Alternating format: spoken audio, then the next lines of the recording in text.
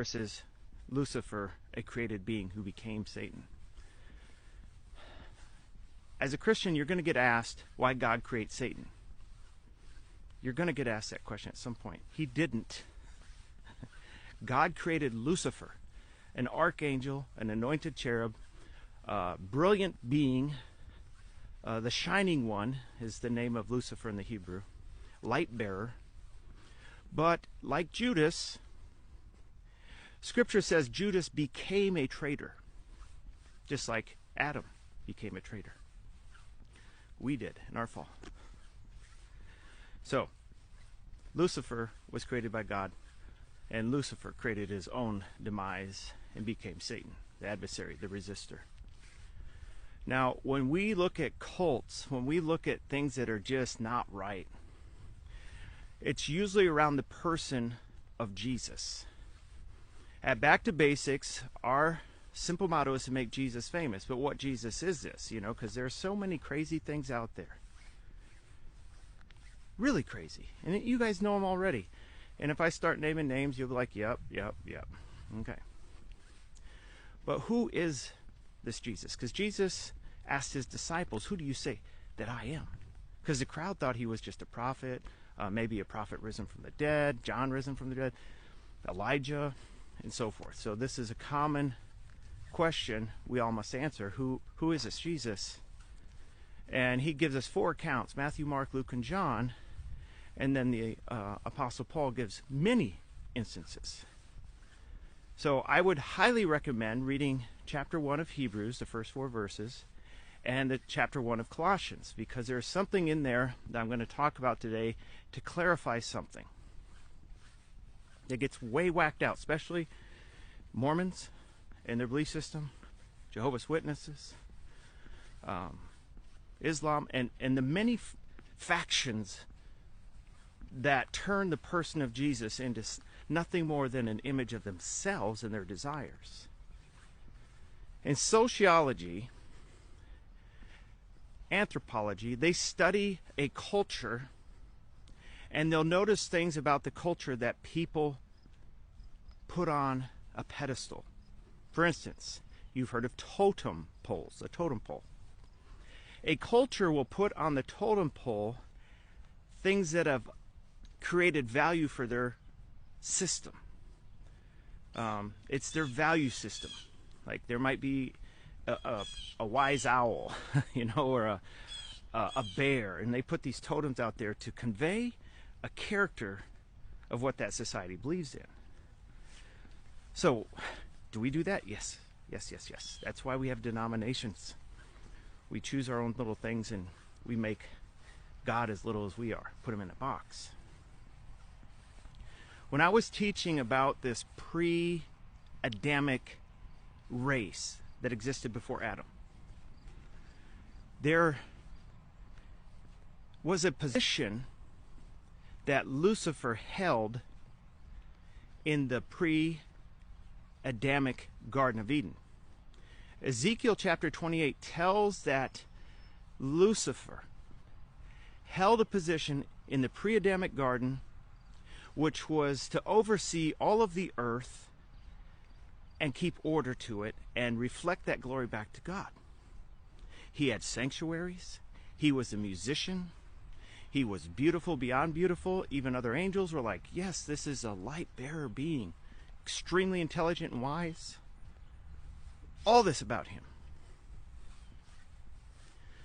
But he fell as he got lifted up. His insecurities. He was no more, and this is probably one of the, if I were to peg Lucifer in his demise as he's fallen and iniquities found in his heart, I would peg him as a horrible politician, like this dirtbag.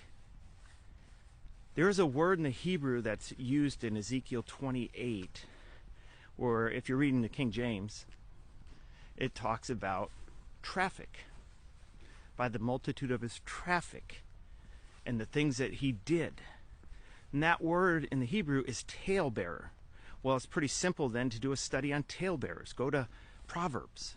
Proverbs 19:10, Proverbs 11, can't remember what verse it is. But a talebearer is one who flatters with the tongue.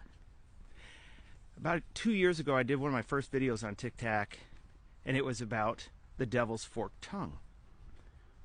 A serpent has a split at the end of the tongue that it comes out as a fork.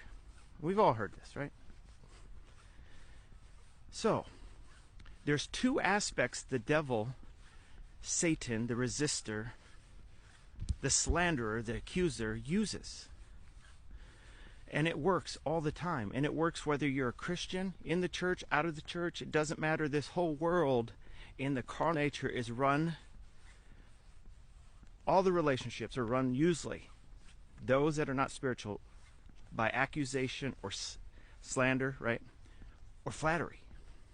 Both carry a segment of evil and poison to a relationship.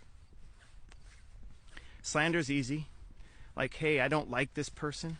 I'm going to slander them, tear down their character. Or you can say, I don't like their message. Like, Satan doesn't like the message we preach, Jesus Christ. So he slanders people like me and you who preach the gospel to what? To discredit the message. If he can make the messenger look like garbage, which we're all frail, we all have sin, we're all weak, it's like not hard for him to find that, to get us in a place where, oh, I found fault. And that's why for Christians, we should not even be close to the vulture culture mentality of preying on others. We should be praying for others. And so this tongue, if people don't want to appear nasty, because we're nice Christians, they will be very nice flattery Christians. Why use flattery?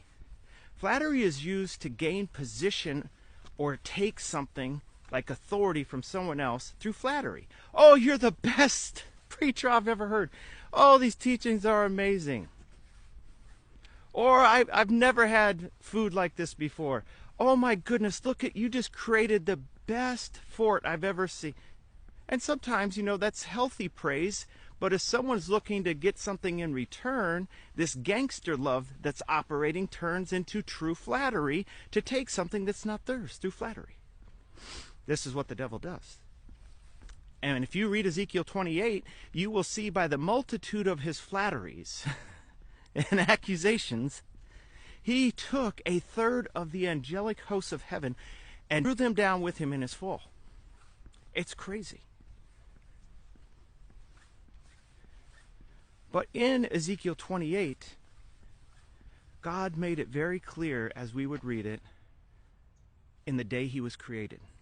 Now the devil hates when anyone reads that verse and tells someone else, and I'm telling you what Scripture says, Satan is a created being. He is a created being. Is he wise? Yes, but it's a fallen wisdom. Is he beautiful? Yes, but it's a corrupt beauty. Is he still a celestial being that holds the former ark office? Yes. And anointed cherub at one time? Yes. So much power and authority was given to this being that even Michael, wrestling over the body of Moses, said, "The Lord rebuke you, Satan." Michael's the warring angel of heaven. He's the warrior. But he would say, "The Lord rebuke you," because Satan held at least the same office level in the spirit realm. But he's a created being. So what cults will do, because they're run by Lucifer's fallenness, Satan, in Ezekiel 28, it says when he was on the earth, ruling over the earth as Lucifer, he also had his own sanctuaries. He knows religion better than anyone. He knows how it works. He knows what mankind responds to for religion. What turns a person into religion but not to Christ? It's pride. Oh, I could have a position in this religion and be cool and have a title? Yes! I can tell people what to do? Yes! Control? Yes! That's religion.